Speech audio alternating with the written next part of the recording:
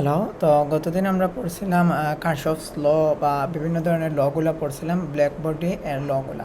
তো একটু রিভাইজ যদি দিই, আমরা গতদিন যে এটা পড়ছিলাম কার্শফস ল এর ক্ষেত্রে, তো কার্শফস ল এর ক্ষেত্রে আমাদের লটা ছিল এই রকমের যে কোনো একটা ব্ল্যাক বডি এর অ্যাবজর্পশন যে এনার্জি এবং এমিটার যে এনার্জি বা রেডিয়েশনসটা, তাদের অনুপাতটা সবসময় কনস্ট্যান্ট হয়ে থাকে। ঠিক আছে, তো নির্দিষ্ট একটি তাপমাত্রার ক্ষেত্রে এইটা কনস্ট্যান্ট হয়ে থাকে এবং আমরা একটা আদর্শ ব্ল্যাক বডির ক্ষেত্রে পাইছিলাম এর মানটা হইতেছে 1। এটা ছিল আমাদের কার্শফস ল।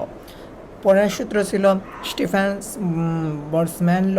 তো প্রথমত এইটা স্টিফেন্স যে সূত্রটা দিয়েছিলেন সেটা হচ্ছে আমাদের যে রেডিয়েশনের যে এনার্জিটা হইতেছে আমাদের তাপমাত্রার চতুর্ঘাতের সমানুপাতিক, অর্থাৎ ই প্রপোর্শনাল টু T⁴।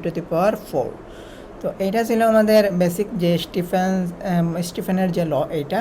তারপর এইটাকে থার্মোডাইনামিক্যাল ল ইউজ করে বোল্টজম্যান একটু মডিফাই করে সূত্রটা দাঁড়াইছিল কি, যে E=ATT⁴।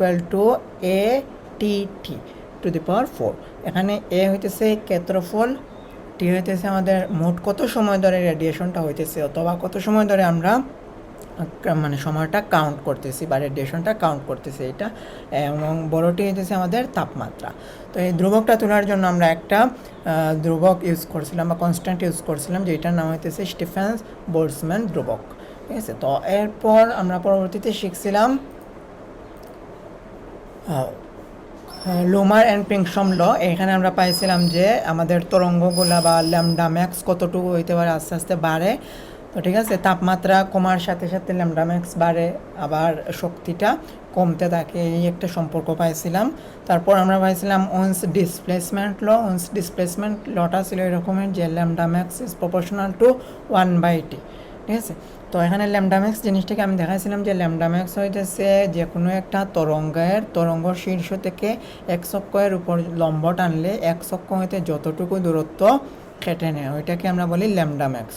তো তরঙ্গের ক্ষেত্রে হইতে পারে এই রকমের, যে কোনো একটা তরঙ্গের হইতে পারে যে তরঙ্গ শীর্ষ বা বিস্তার অবস্থান থেকে যদি আমরা এক অক্ষের উপর একটা লম্ব টানি, তো এক অক্ষ বরাবর যতটুকু অংশ কাটে ওইটাকেই আমরা বলি ল্যামডা ম্যাক্স।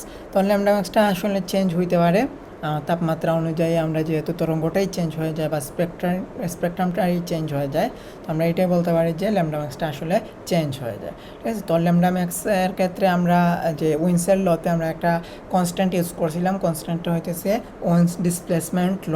আমরা আজকে এই উইন্সের লকে আর একটু মডিফাই করবো, অর্থাৎ এইটাই এক্সপ্যান্ড করে একটু দেখবো।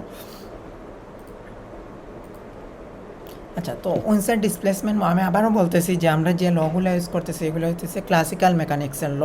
তো ক্লাসিক্যাল মেকানিক্স আস্তে আস্তে আমরা প্রবেশ করবো কোয়ান্টাম মেকানিক্সের লগুলায়। তো এর আগে আমরা ক্লাসিক্যাল মেকানিক্সের লগুলো একটু ক্লিয়ার হয় নাই। তো আমরা এতটুকু পড়ছিলাম যে আমাদের ল্যামডা ম্যাক্স যেটা, এটা ইজ প্রপোর্শনাল টু 1/T, মানে তাপমাত্রার ব্যস্তানুপাতিক। তো এখানে আমরা একটা ধ্রুবক ইউজ করছিলাম, প্রপোর্শনাল চিহ্ন তুলতে গেলে আমাদের একটা ধ্রুবক ইউজ করতে হয়। তো আমরা যে ধ্রুবকটা ইউজ করছিলাম সেটা হচ্ছে বি এর মান হইতেছে কতটুকু, 2.93 × 10⁻³ মিটার কেলভিন। তো এককটা কীভাবে আসছে দেখেন, তো টিকে যদি আমরা ওইদিকে নিয়ে যাই তাহলে হবে B equal to lambda into T. Lambda হইতেছে একটা তরঙ্গ দৈর্ঘ্য, আর তরঙ্গ দৈর্ঘ্যের একক হইতেছে মিটার। ঠিক আছে, তরঙ্গ দৈর্ঘ্যের একক মিটার এবং তাপমাত্রা যেটা, তাপমাত্রার একক কেলভিন। তো এখান থেকে আমরা যে মানটা পাইছি এটা হচ্ছে 2.93 × 10⁻³ মিটার কেলভিন। এটা হইতেছে আমাদের ওয়েন্স ডিসপ্লেসমেন্ট ল। এতটুকু আমরা গতদিন পড়ছিলাম। তো ওয়েন্স কী করছে, তো ওয়েন্স আমাদের যে শক্তিটা মাপতে গিয়া সে দুইটা তরঙ্গ দৈর্ঘ্য নিয়েছে, একটা হইতেছে ল্যামডা ম্যাক্স আর একটা হইতেছে lambda max plus D lambda.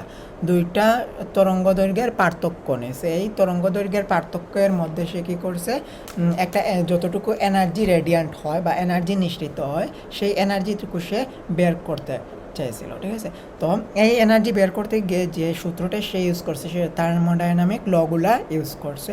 ল ইউজ করে যে সূত্রটা সে পাইছে সেটা হচ্ছে E lambda d lambda equal to A/λ⁵ function of lambda T d lambda. তো এখানে যে জিনিসটা পাইছে সেটা হচ্ছে ফাংশন অফ ল্যামডা টি। আমরা এখানে জানি যে তাপমাত্রা এবং তরঙ্গ দৈর্ঘ্যটা পরিবর্তনশীল, তাহলে এখান থেকে বলা যায় আমাদের ফাংশনটা হইতেছে কি এর সাপেক্ষে, ল্যামডা এবং তাপমাত্রার সাপেক্ষে।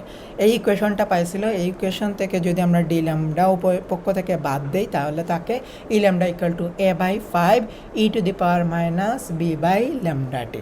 তো ফাইনালি এই সূত্রটা পাওয়া গেছে, ঠিক আছে। তো এইখানে এ এবং বি এর পরিচয় কি, এ এবং বি হইতেছে দুইটা কনস্ট্যান্ট। তো ওয়েন্স এইটাকে বলা হয় ওয়েন্স ডিসপ্লেসমেন্ট কনস্ট্যান্ট। তো এই যে আমরা সূত্রটা পাইছি, ঠিক আছে, এনার্জি বের করার ক্ষেত্রে তো আমরা জানি ধরেন একটা তরঙ্গ, তো এইখানে যদি আমরা পাই ধরেন একটা পাইলাম,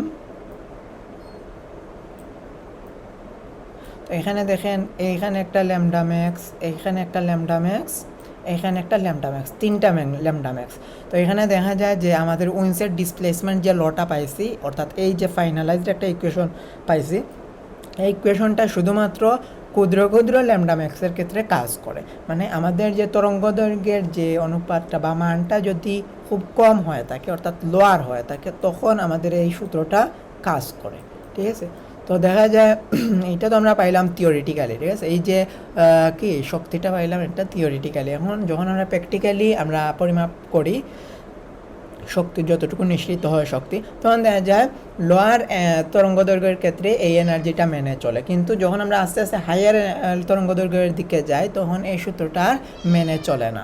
তো এখানে একটা সীমাবদ্ধতা পাইলাম ওয়েন্স ডিসপ্লেসমেন্ট লয়ের ইকুয়েশনের, যে সেটা কি করে, তো এই সীমাবদ্ধতা ওভারকাম করার জন্য রেলে এবং জিন্স যে আবার আমাদের এই সূত্রটাকে আরেকটু মডিফাই করছে, তখন তারা নতুন আরেকটা সূত্র, এইটাও যদিও ক্লাসিক্যাল মেকানিক্সের, সেটা হচ্ছে ইকুইপোর্শন অফ এনার্জি বা শক্তির সমবিভাজন নীতি। তো তারা কী করছে, ক্লাসিক্যাল মেকানিক্সের সমবিভাজন নীতিটা বা শক্তির সমবিভাজন নীতিটা ইউজ করছে। সমবিভাজন নীতি ইউজ করে তারা নতুন একটা ইকুয়েশন দিচ্ছে, সেইটা হচ্ছে E lambda d lambda equal to 8 pi k lambda to the power minus 4 d lambda. উভয় পক্ষ থেকে যদি আমরা ডি ল্যামডা কেটে ফেলি তাহলে পাওয়া যায় E lambda equal to 8 pi k lambda to the power minus 4। তো এইটা আমরা পাইছি। এখন দেখা গেল এইটা কিসের ক্ষেত্রে কাজ করে, হায়ার ল্যামডা ম্যাক্সের ক্ষেত্রে কাজ করে। ধরেন এখানে দেখেন এইটা হইতেছে আমাদের হায়ার ল্যামডা ম্যাক্স, ঠিক আছে। তো হায়ার ল্যামডা ম্যাক্সটার ক্ষেত্রে আমাদের এটা কাজ করতেছে।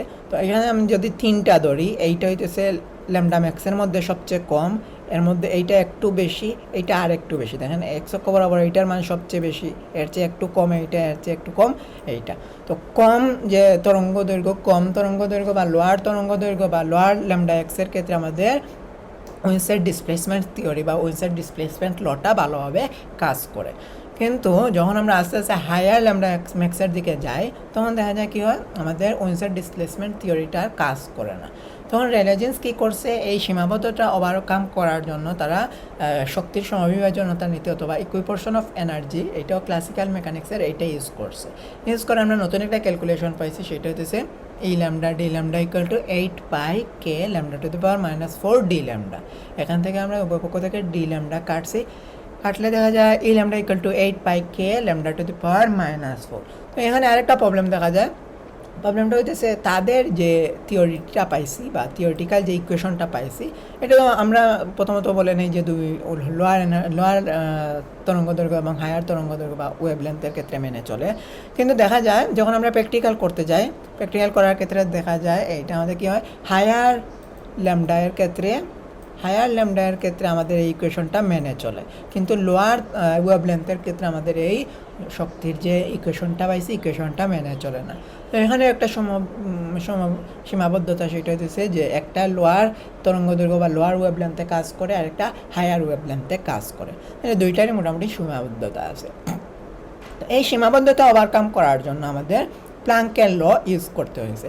এই প্রথমেই আমরা কোয়ান্টাম মেকানিক্সের কোনো একটা ল ইউজ করতেছি, সেইটা হচ্ছে প্ল্যাঙ্কের ল। তো প্ল্যাঙ্কের লটা কীরকম ছিল, প্ল্যাঙ্কের লটা হইতেছে কোনো একটা জায়গা থেকে যখন আমরা আলো নিঃসৃত করি বা আলো নিঃসরণ করি, আলোটা প্যাকেট আকারে বের হয়ে যায়। কী হয়, আলোটা প্যাকেট আকারে বের হয়ে যায়। আলো মানে কি, আলো তৈরি হয় ফোটন দ্বারা, ঠিক আছে, আলো তৈরি হয় ফোটন দ্বারা। তো আলো যখন নিঃসৃত হয় কীভাবে, ফোটন আকারে নিঃসৃত হয়। তো এই ফোটনের যে কম্পাঙ্ক ধরে নিলে আমরা মিউ, কম্পাঙ্কটার উপর আমাদের শক্তিটা অনেকটাই নির্ভর করে। তো তার বেসিক লটা হইতেছে এইটাই যে আমাদের নিঃসৃত বা রেডিয়েশনের নিঃসৃত যে শক্তিটা হইতেছে আমাদের কম্পাঙ্কের সমানুপাতিক। তারপর কী হয়েছে, আমরা যখন এই প্রপোর্শনাল চিহ্নটা তুলতে গেলে আমাদের প্লাঙ্কের ধ্রুবক ইউজ করতে হবে। তো প্লাঙ্কের ধ্রুবকটা হইতেছে এইচ, ঠিক আছে। তো প্লাঙ্ক তার নাম অনুসারে কী করছে, ধ্রুবকটা ইউজ করছে, তাহলে ইকুয়াল টু এইচ নিউ পাইল। তাহলে এখন আমরা যে সূত্রটা পাইলাম সেটা হচ্ছে এইচ নিউ। এইটাকে আমরা বিভিন্নভাবে মডিফাই করে পাওয়া যায় কি, লোয়ার ওয়েভলেন্থ এবং হায়ার ওয়েভলেন্থের ক্ষেত্রে আমাদের প্লাঙ্কের সূত্রটা মেনে চলে। তখনই আমরা কি করতে পারছি, এই যে ফোটনের যে সূত্রটা পাইলাম এইটাই আমাদের মানে সীমাবদ্ধতাটা ওভারকাম করতে হেল্প করছে। তো আমরা এ পর্যন্ত যে সূত্রগুলো পাইছি এইটা হচ্ছে কার্শফস ল পাইছি, লুমার অ্যান্ড প্রিসাম ল পাইছি, উইন্স ডিসপ্লেসমেন্ট থিওরি পাইছি, তারপর রেলাজেন্সের ল পাইছি, লাস্টে গিয়ে আমাদের শুরু করছি কোয়ান্টাম মেকানিক্সের প্রথম যে সূত্রটা সেটা হচ্ছে প্লাঙ্কের ল। আশা করি এখন আমরা প্লাঙ্কের লকে আরেকটু মডিফাই করে আমরা যে লোয়ার ওয়েভলেন্থ এবং হায়ার ওয়েভলেন্থের শক্তিটা পরিমাপ করতে পারবো। তো সামনের ক্লাসে আমরা প্লাঙ্কের লকে মানে আরেকটু বিস্তারিতভাবে জানবো, প্লাঙ্কের ল, তারপর আরও মানে আমাদের হয়তো আরও অনেকগুলো বা কম্পটন ইফেক্টও সামনের কোনো এক লেকচারে চলে আসবে, ঠিক আছে। তো এসব পর্যন্ত পাশে থাকুন, ধন্যবাদ সবাইকে।